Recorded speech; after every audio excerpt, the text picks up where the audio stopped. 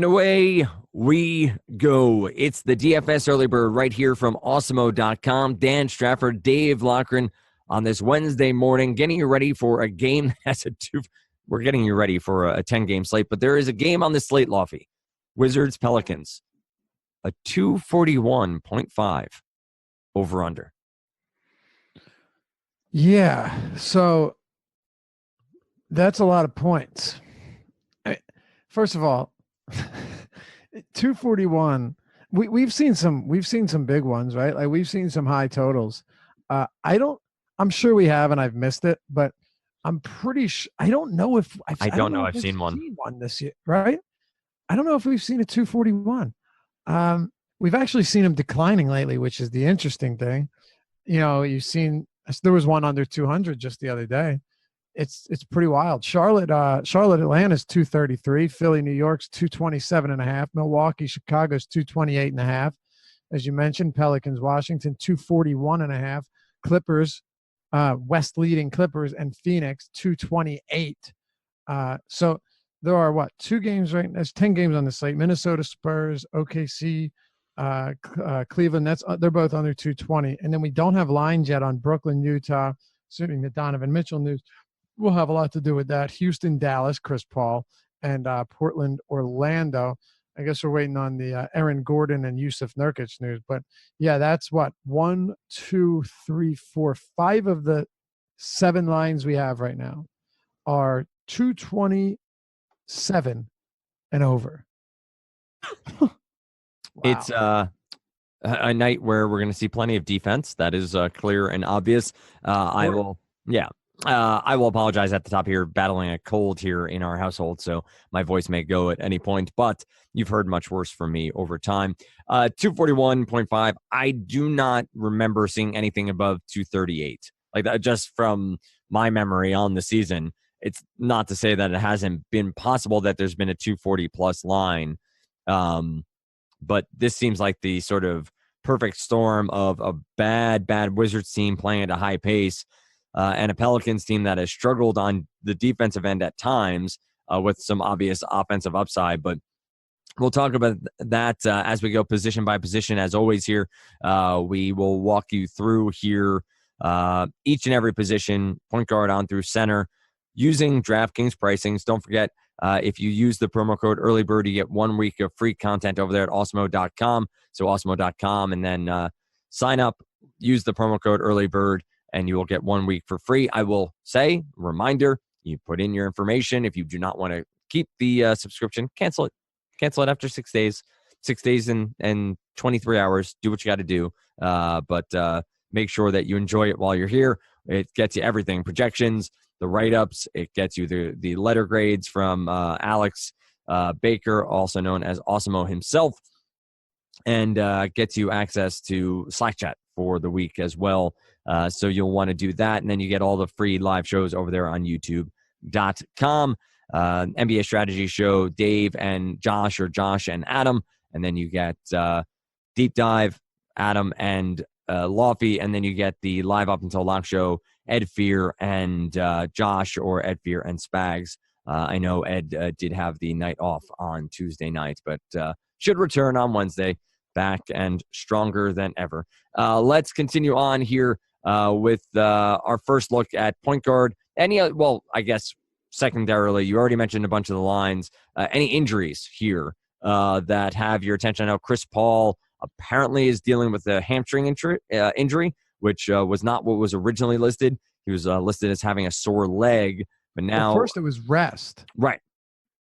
Absolutely right. It was rest, and then it came out, quote-unquote, sore leg, and then D'Antoni came out saying, well, he's dealing with a little bit of a hamstring issue. He is, I think, currently listed as questionable, right? I didn't see the hamstring. I'll take your word for it. But you damn well better. I guess so. But what we do know and what we can agree on is that he's questionable. So just as it was on Monday, where Chris Paul being out against Washington, you just play James Harden. Same thing against Dallas. I mean, first of all, the good thing about the Rockets this year, believe it or not, is that they're not very good. It's not great, as a team-wide thing, but in terms of playing bad teams, as we saw with the Washington Wizards the other day when they beat them in overtime. Rockets are on a 3-game losing streak, mind you. They are 9-10, 13th in the West, ahead of only the Jazz, which is strange, who have really struggled, and the Suns, no surprise. But by the way, the West is super, super clumped up. Mm-hmm. You look from the 14th seed all the way up through the 4 seed. They're 3 games separated. 3 games separated. Well, in the win column, like it's crazy. So how about this? The Clippers are in first place with 13 wins. The Jazz are in 14th place with 9. So a lot of teams that are going to be vying for playoff contention. And my guess is a bunch of teams that aren't that good. You know, my thinking is that the West, it's not that all of these teams are so good that teams can continue to lose, but more so some of these teams are not very good. And the real bad teams are getting better, like the Kings. Lakers have LeBron. Some of these bad teams are getting better. And some of the teams that have been pretty good hanging around are either just stagnating or getting worse. So I like that for Harden against Dallas. This Dallas team, by the way, on the road has been really bad, really good at home. So we keep a close watch on Chris Paul. Aaron Gordon's another big one, right? Eric Gordon is questionable here, and they are facing Portland. Good defense, but Orlando's hanging in games. They're playing really well lately, thanks to Vucevic. That's another big one. Dennis Smith is questionable, and Luka Doncic seems to be questionable literally every game. This time it's an illness. He is questionable again, and we will see what happens there. But those are pretty much the big ones we'll be paying attention to. All right, let's dive in here. And obviously on DraftKings, we can deal with the multi-position eligibility of someone like James Harden, who at 11-6 may be more valuable at shooting guard or at the guard spot as we go through. But considering him here, you get Harden and Westbrook as your 2 10K plus point guards on DK. Kemba Walker has his price tag dropped to 9,300 off a high of 9,800 a couple of games back. He has a matchup here with Atlanta. John Wall against New Orleans in this 241.5 over under. He put up a really big output last time out. Had a really rough first half, but was able to rally for a season high 36 points, had 11 assists, added 2 blocks and 3 rebounds in that come from behind win over the Houston Rockets, 135-131. You have Dame Lillard at 9K, and then you get into a mixed bag here of Devin Booker, Simmons, Drew Holiday, Zach LaVine with his usage, Paul, who we've mentioned with the injury, and then the likes of D'Angelo Russell and Donovan Mitchell, CJ McCollum, Eric Bledsoe. As always, let's take it at the top. Most expensive guys here. Any of them pique your interest outside of Harden, or do you see this as a position where maybe you can save a bit of cash outside of playing James Harden if Chris Paul is out?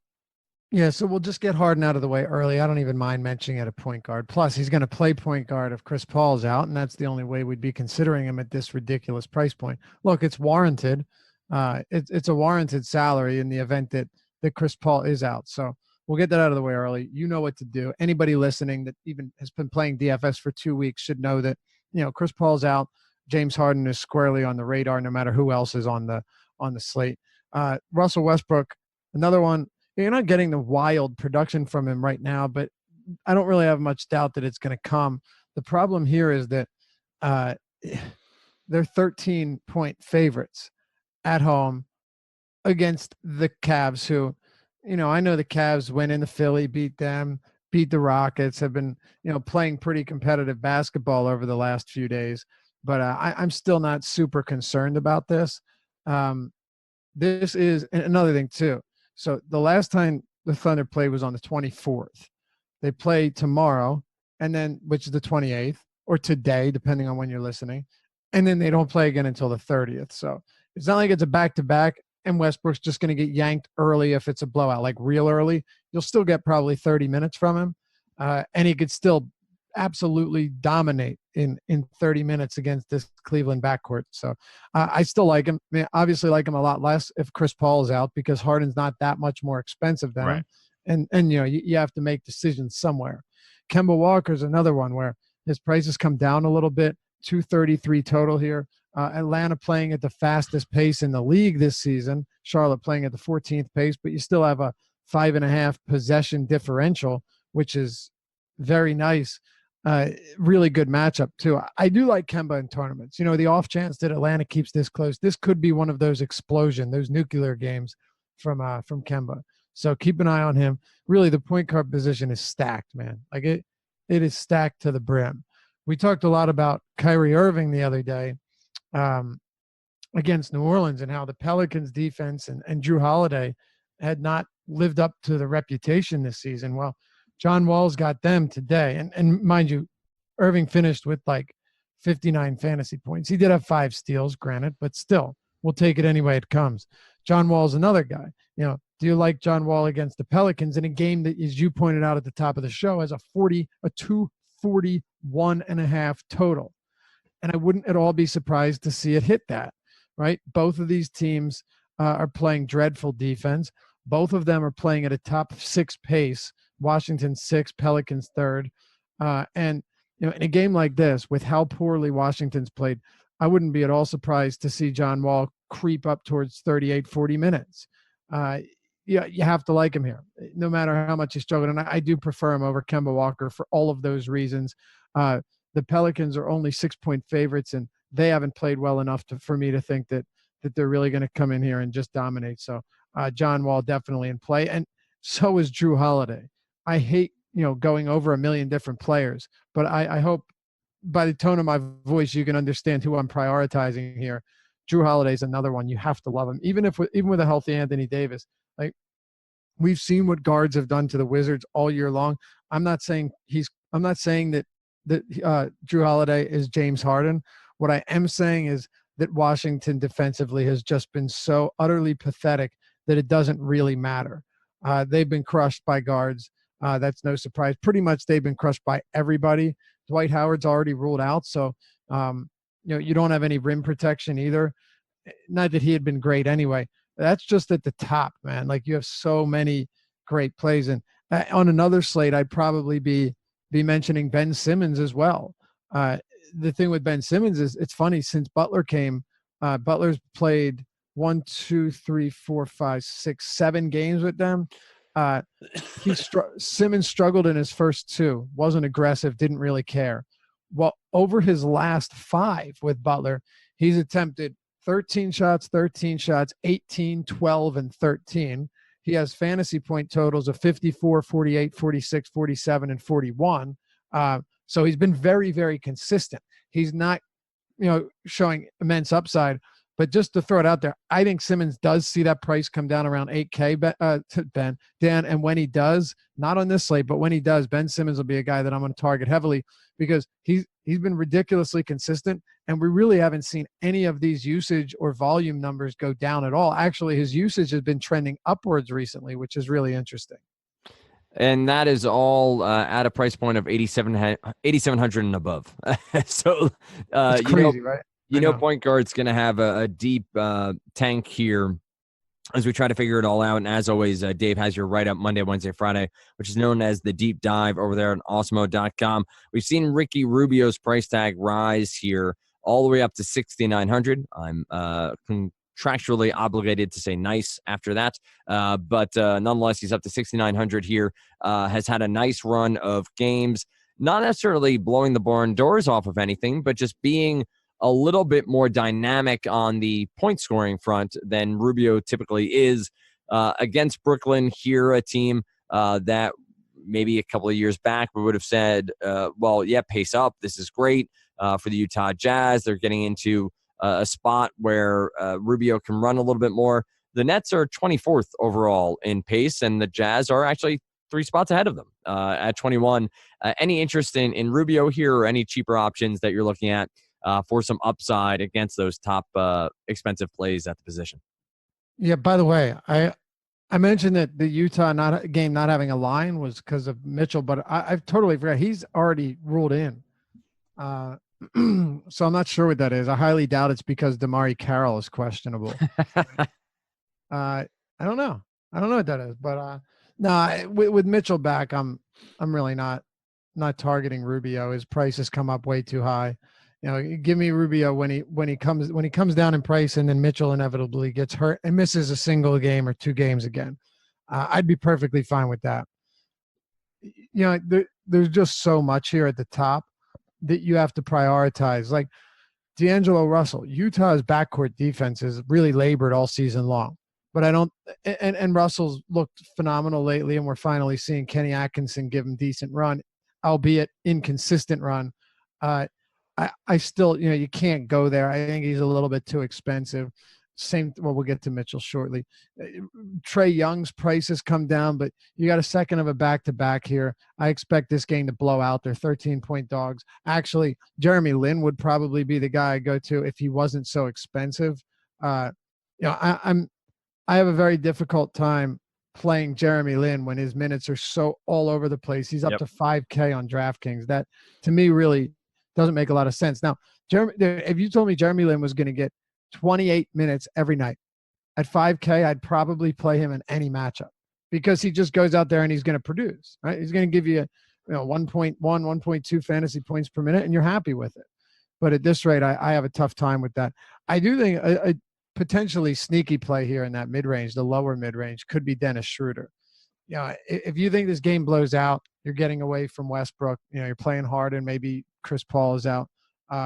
Dennis Schroeder to me is interesting because he's already going to play 30 minutes, but I expect to see him get, an additional 5 minutes or so in the event that this game blows out, especially seeing how his rotation works. Going to come in the third, midway through the third, and play into the fourth. It's not like a Jamal Crawford or Manu Ginobili situation in blowouts where they don't get any run at all.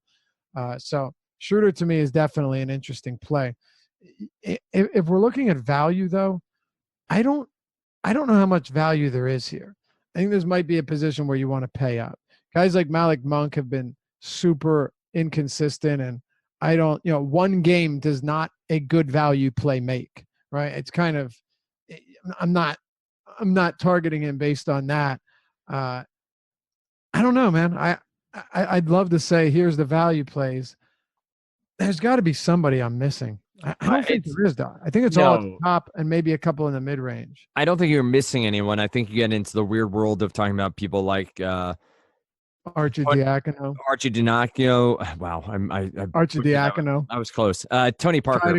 Much easier names to say there down at the bottom end. I just think you're getting into speculation more than actual projection. Like guys who, of course, if they play 27 minutes.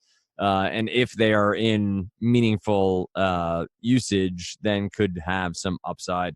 Any takes here on the Knicks backcourt situation? It just seems like it's such an ebb and flow that between Moutier and Hardaway Jr., who's not point guard eligible, but is in the mix here. You throw in Trey Burke and Ntilikina kind of fallen off the wayside, but do you believe in one more than the other on any given slate? I know Moutier and Trey Burke, I believe, are pretty closely priced coming into tonight at 47, I think 4,900 respectively.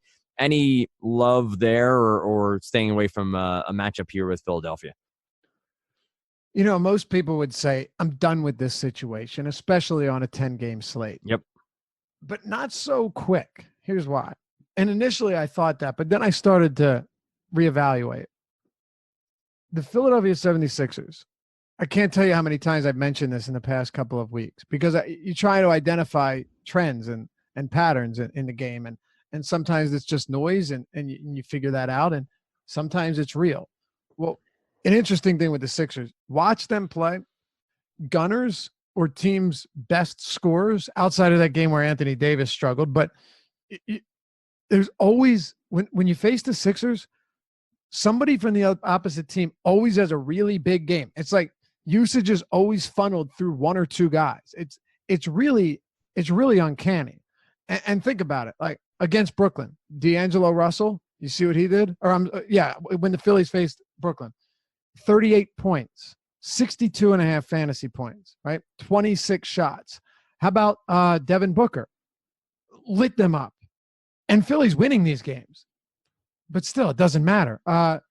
When they face Cleveland, there's another one.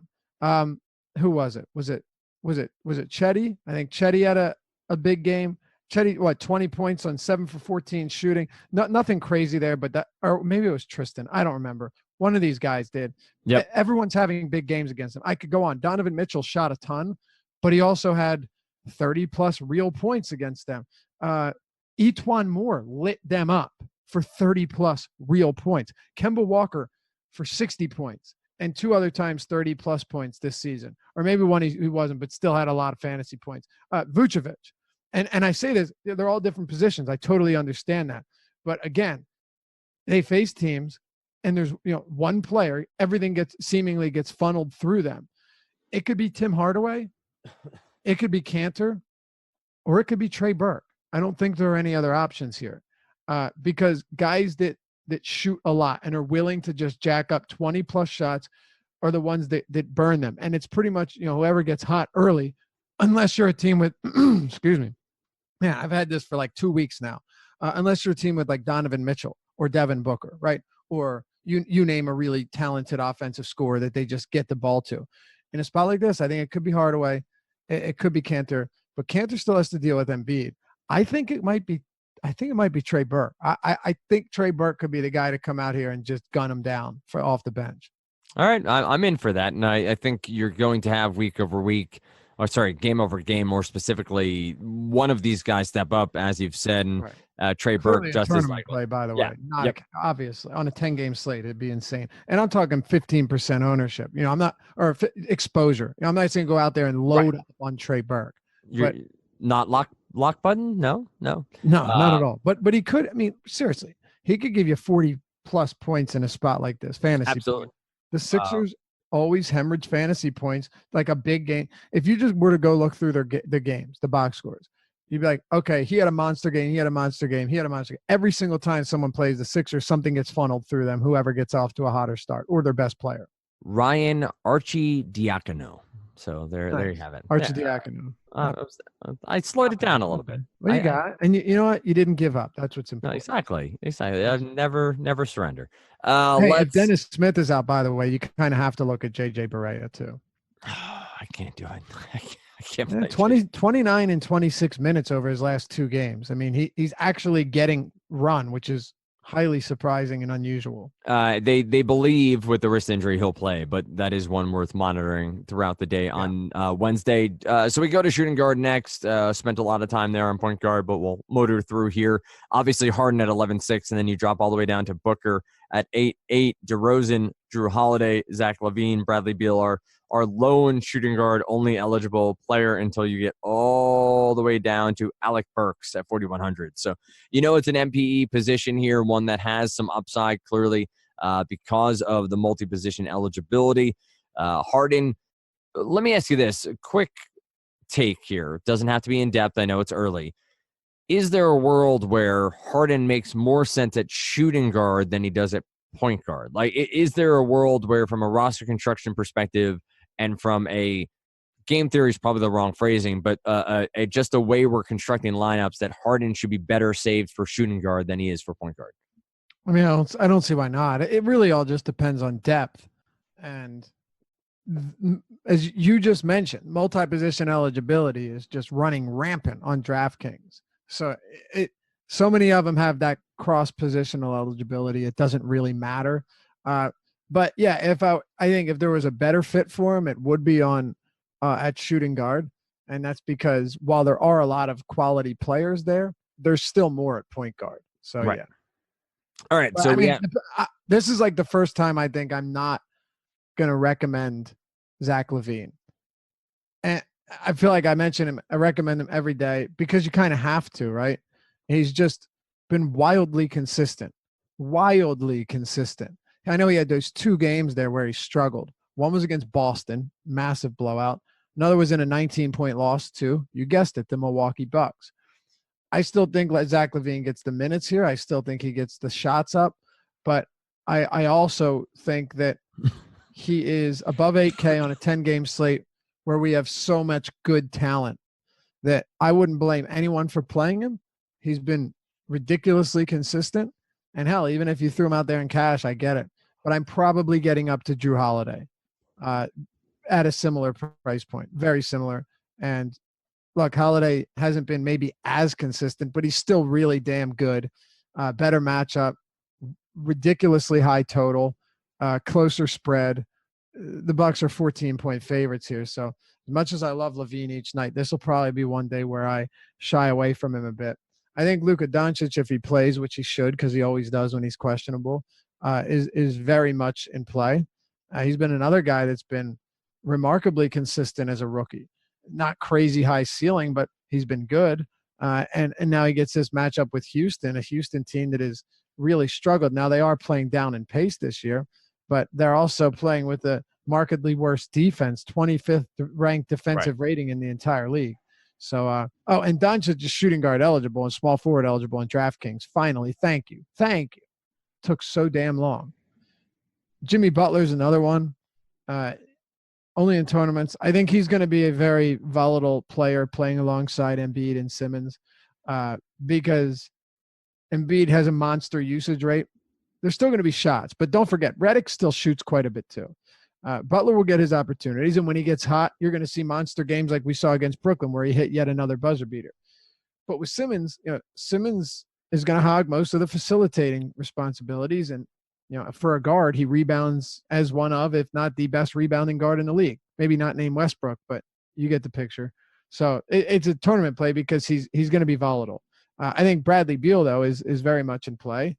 Just the same case with Wall, same case with Holiday. This is just a really fantasy-friendly environment. I'm not saying you load up on 6 plays, 3 from each side of this game, but if you ended up with 3 or 4 players from this game, don't rework things. You're perfectly fine. Tim Hardaway, too. I mentioned Tim Hardaway against Philly. He's a gunner. They are playing the second of a back-to-back, but you give me a guy with a 30% usage rate that's facing the Sixers, I'm going to be on board. It's kind of that simple. He played, 31 minutes yesterday, jacked up 15 shots. I expect more here. Yeah, you have the back-to-back, but not a huge concern. But really, again, you have your Schroeder who's shooting guard eligible. So many guys we already talked about are shooting guard eligible. So it really goes back and forth. The position might have a little bit more value, though. If Doncic doesn't play, Wesley Matthews could get a little bit of additional run. It's like Bridges, I guess, if you want to play him. He's really all over the map. He's really got one of the, and I'm talking about Miles Bridges, by the way, not Mikal Bridges. Miles Bridges, minutes are all over the place. I don't think you can go there. I don't think it's necessary. And then guys like John Simmons, I'm just pointing out some really, really cheap players. None of these guys really get you excited. Simmons has played 25 and 28 minutes over his last 2 games, which is why I mention him. But again, that's the type of value we're dealing with here. Kevin Huerter, if he starts, he has not been good and is not good.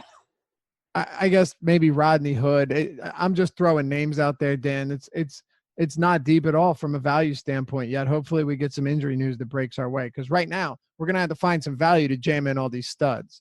Absolutely. What about down here on the cheaper end, names like Wiggins and Fournier? Not necessarily the deep, dirt cheap guys. Maybe not Fournier, but more Wiggins is somebody who caught my eye. Fournier just at a similar price point down here. But Wiggins against San Antonio, a team that clearly has struggled on the defensive end of the ball. Still not somebody that you see a lot of players going against from a DFS perspective, simply because they have the name pedigree. Do you see Wiggins as a potential upside play here, or is just his regular MO of being an inconsistent shooter, inefficient on the offensive end, really hamper his upside from a DFS perspective? Well, I actually think it's something else. I was still interested in him the other night facing Cleveland. I mean, it's hard not to like him there. What do you have? 28 fantasy points, nothing special. He shot 4 for 23 over his last 2 games, shot 0 for 12 2 games back. I mean, it's been a struggle. He 8 for 37 over his last 3 games. It's been rough. Eventually, he's going to get off to a really hot start. He's going to have a really solid game, and you're going to get him at a really nice discount. Could it be today? It's possible. I don't think you need to go there.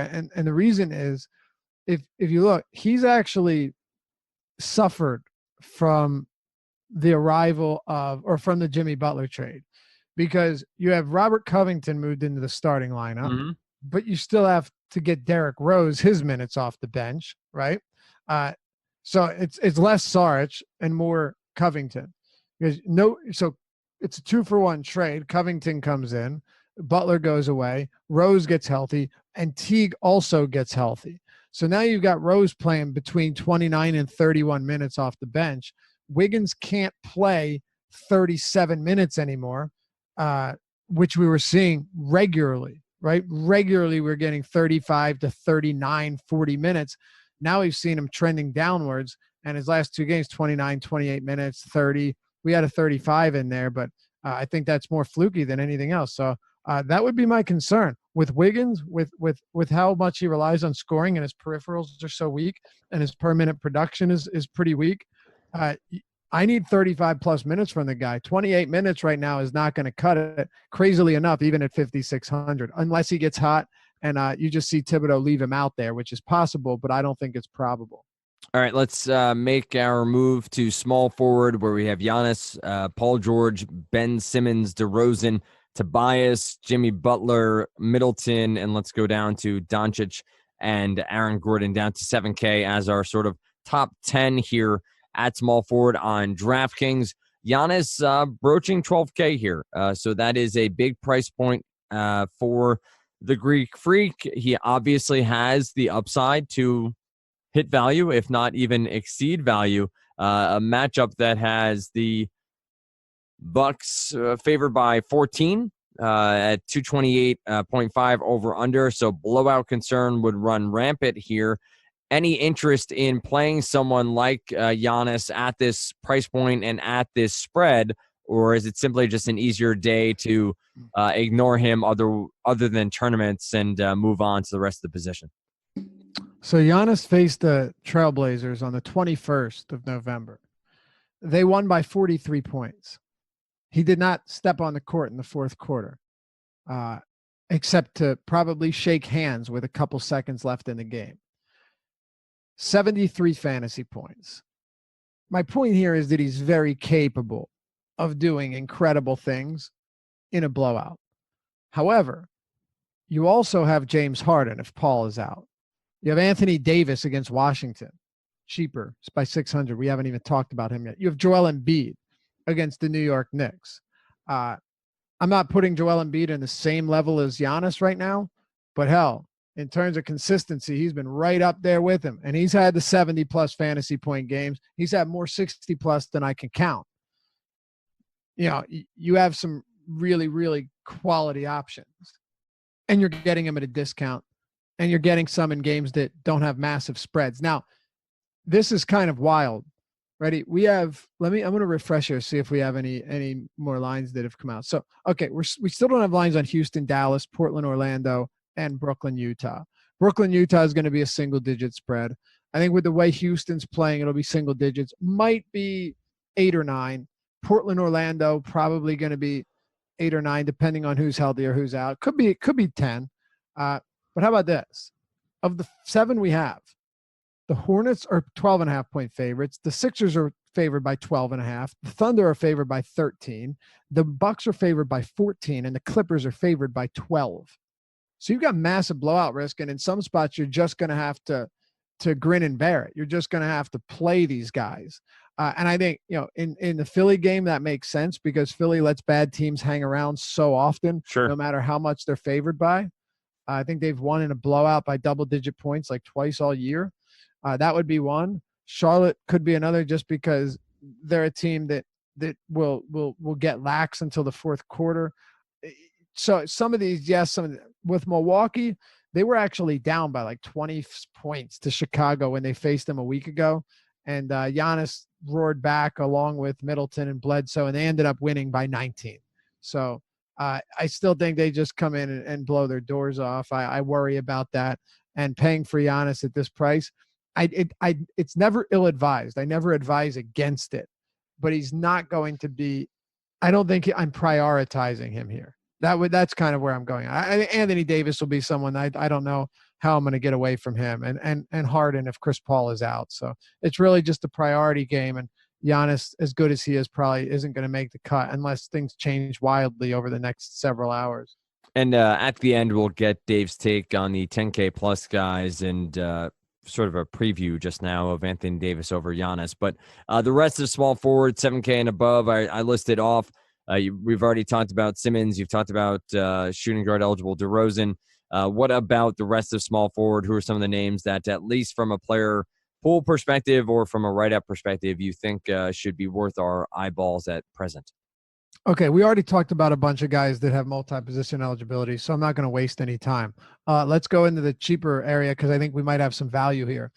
Otto Porter, last game, 31 fantasy points. I played 37 minutes. That game did go to overtime, but that's okay because Washington's playing at a lightning fast pace. So are the Pelicans. He's going to see plenty of opportunities if he continues to get the minutes. And because Dwight Howard's already been ruled out, we're getting Porter starting at the 4, and it makes him a better play. It makes him a more valuable play, especially getting more opportunities closer to the basket. So Otto Porter is number 1. Number 2, and the next few guys I mentioned, you're not going to love it, but you're going to might have to listen because it makes some sense. Taurean Prince, down to $5,100 on DraftKings. Played 32 minutes yesterday because he didn't get into foul trouble. Had not the great. What do you have? 18, 5, and 1 with a steal. So how many threes? Okay, 3 threes. Probably had like 28 fantasy points. Nothing spectacular, but he's cheap enough to where if he's getting 33, 32 minutes as a starter, then I'm going to be considering him as well. And then if you're looking for value here, because we haven't found a whole lot of like palatable value yet, Wilson Chandler has he's shredded the minute restriction. And his last 3 games have been 30, or last 4 games, 31 minutes, 31 minutes, 31 minutes, 35 minutes. That was in regulation. So we're actually seeing him consistently playing at least 31 and then up to 35 in his last game. Wilson Chandler is not a guy that you're going to rely on to give you big numbers, but at 3,600, if you're getting 35 minutes from him in a game that right now has a 228 total, you could do a whole lot worse.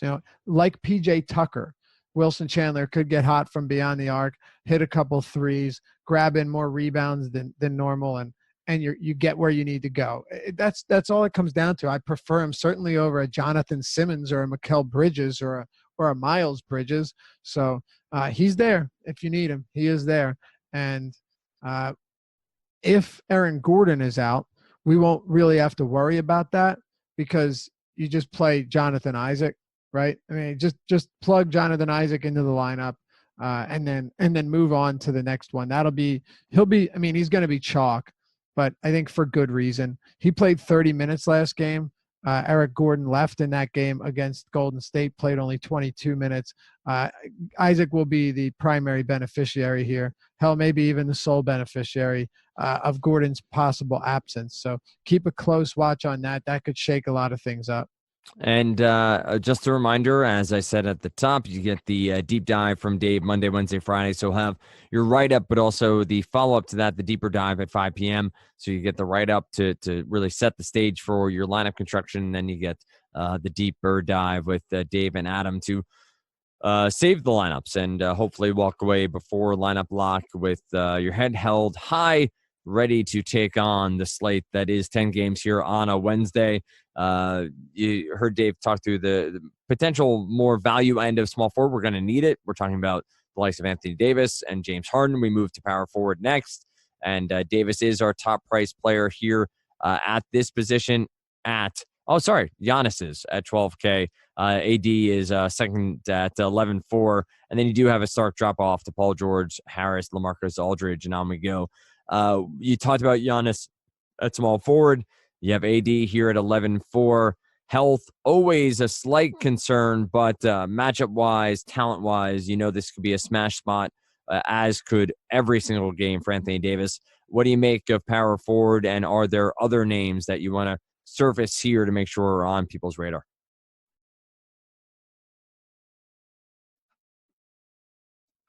I think I muted myself. You Sorry did. about that. You double tapped. You can't double tap.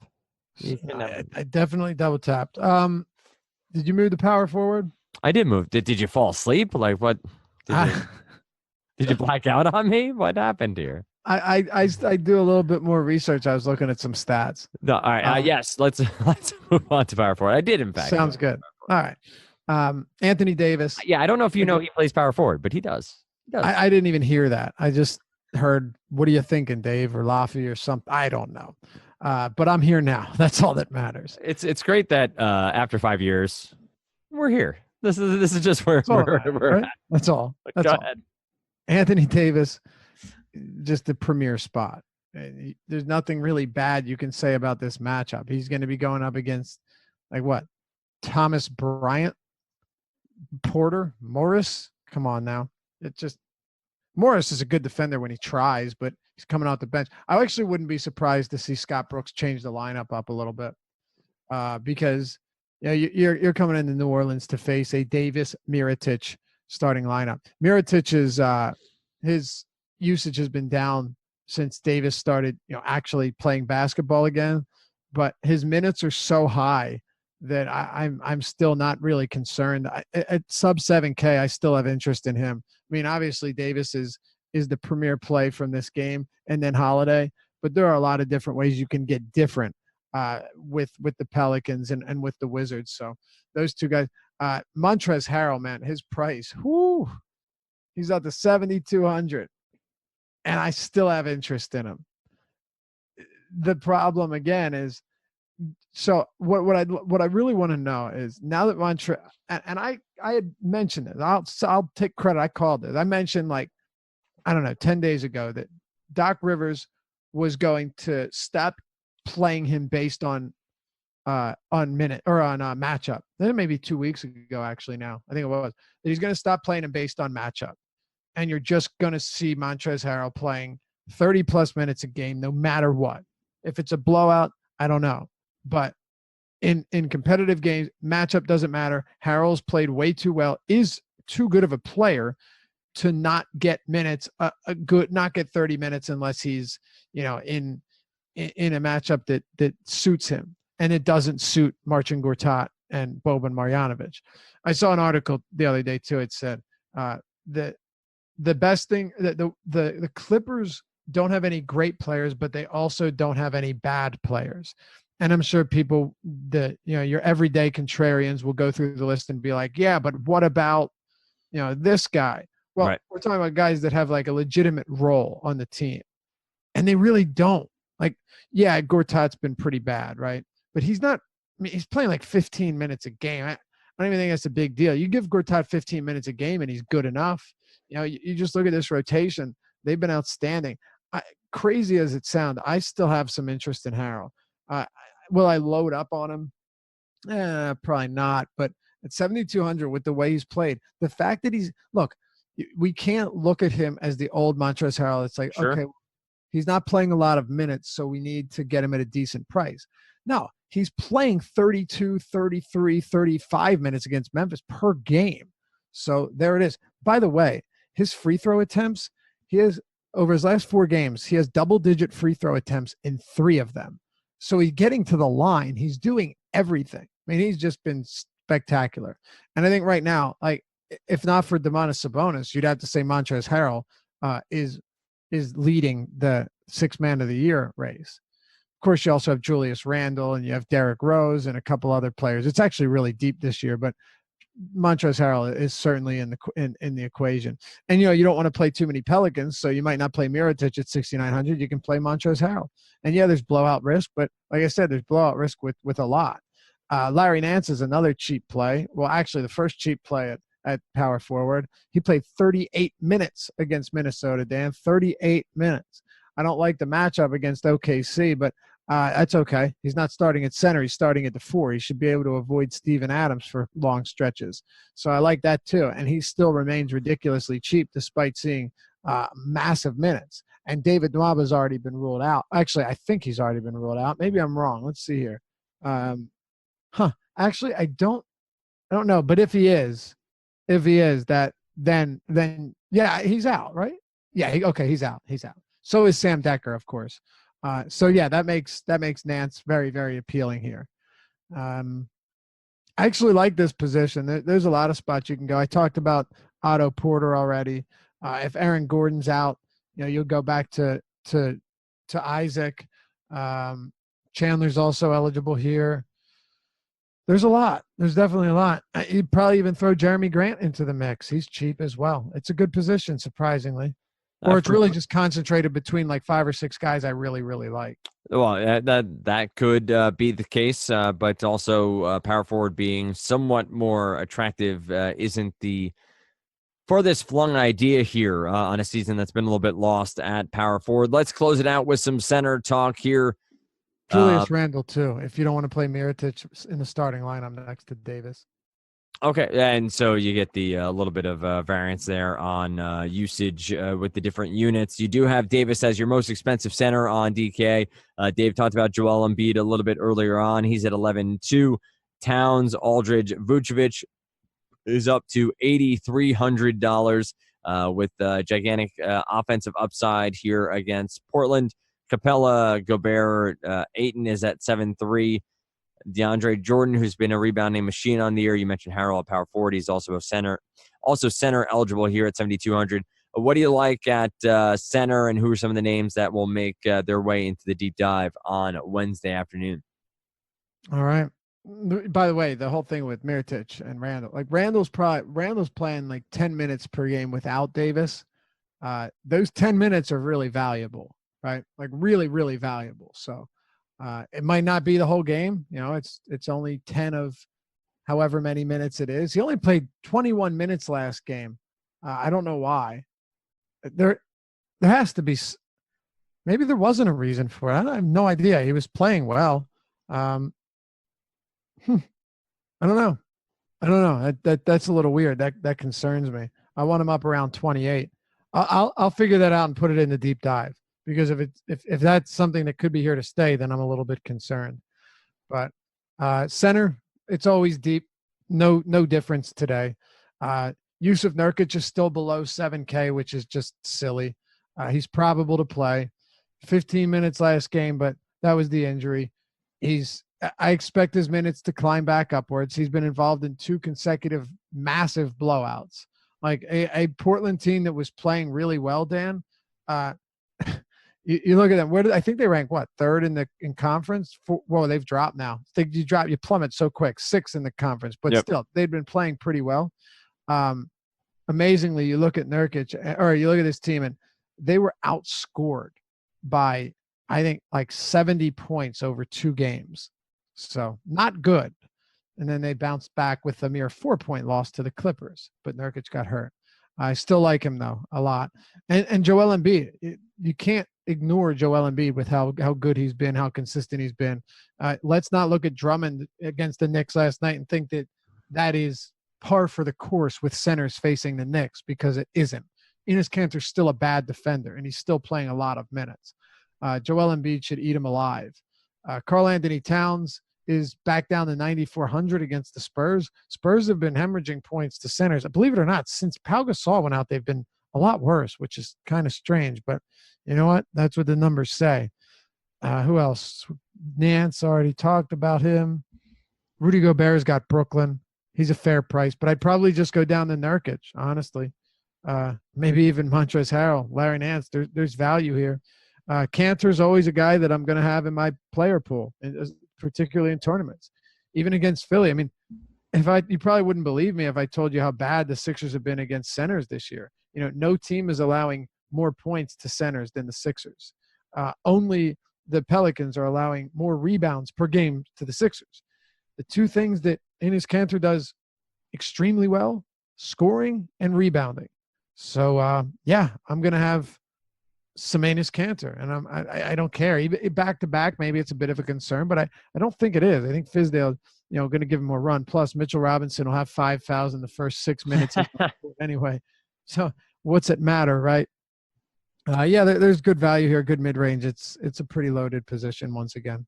There was actually a bit of a run on Tuesday night where Robinson and Kanter were on the court at the same time, which has been about 18, I think maybe 20 minutes on the season. Don't know how long it lasted on Tuesday night, but good to see from Fizdale's perspective that you're going to continue to get Robinson exposure, but not that we're going to lose out on Kanter. Not at Kanter's expense, right? Exactly. So good to see that from a rotation perspective. Listen, it's a deep slate. 10 games is going to get you lots of different options. You heard a lot of Dave's early on takes here across the podcast. You do get the deep dive if you're an Awesemo.com member. If you're not yet, you can always use the promo code EarlyBird, the name of this podcast, one word, when entering it as the promo code. Promo cords, yes, of course. The promo cords.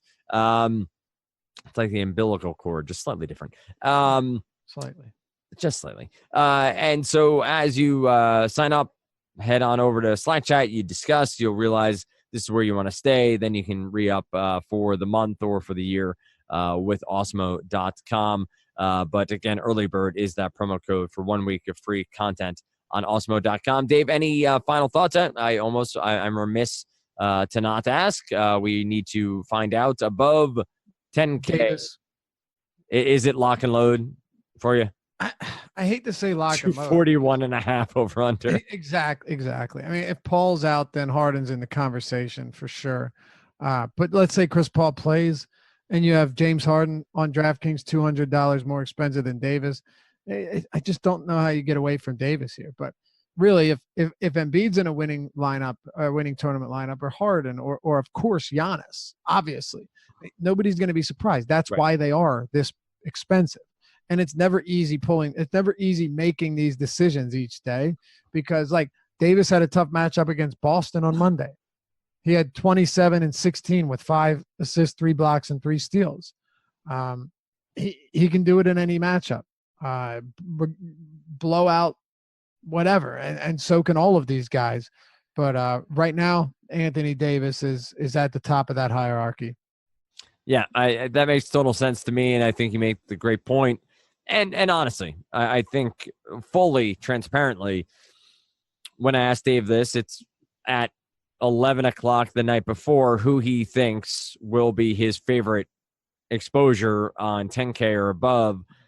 Joel Embiid could go out and put up 80 DraftKings points against the Knicks. Like, it's not out of the realm of possibilities here. It's more about probability and what are the more likely range of outcomes for this slate. And I agree with you that Anthony Davis, then James Harden with Paul out, are sort of your 1-2 of most likely outcomes for the highest upside here. So as always, you find Dave on Twitter at Lofty_D, LOUGHY_D. Find me at Dan Strafford. And of course, it's at Awesemo_com on Twitter. You can also find us obviously at Awesemo.com. Use the promo code EarlyBird to get 1 week for free. Tomorrow morning, you get EMAC, you get Adam right here on your DFS Early Bird.